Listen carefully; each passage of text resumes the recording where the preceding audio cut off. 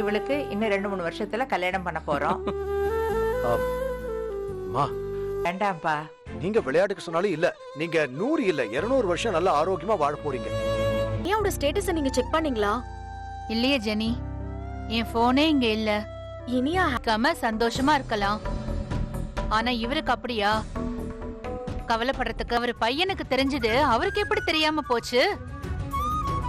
தம்பி வேற சும்மா பெரிய தியாகி மாதிரி பேசிக்கிட்டு இருக்காதக்கா. உனக்கு பண்ண துரோகத்துக்கு தான் கோபி சார் ஆபரேஷன். அவன் அப்பா இருக்காருல்ல, அவரோட அம்மா சரியில்லை. அவர் இழுத்த இழுப்புக்கெல்லாம் மாப்பிள்ள உன் வாழ்க்கையில வந்ததுல இருந்து நீ இது எத்தனாவது வீட்டை காலி பண்ற? அது பண்ணிட்டேன் நிறைய. 2 மாசத்துக்கு முன்னாடி இவர் அப்பாவுக்கு கொள்ளியே போடக்கூடாதுன்னு சொல்லுச்சு.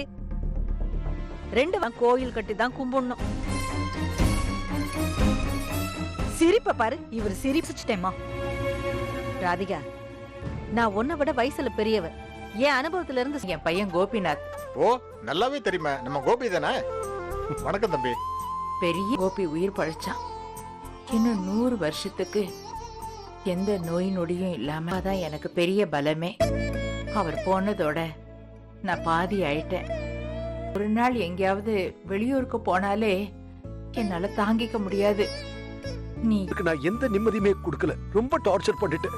அந்த வருத்தம் என் மனசுல இருக்குமா, நான் அதை கொஞ்சம் பண்ணேன்.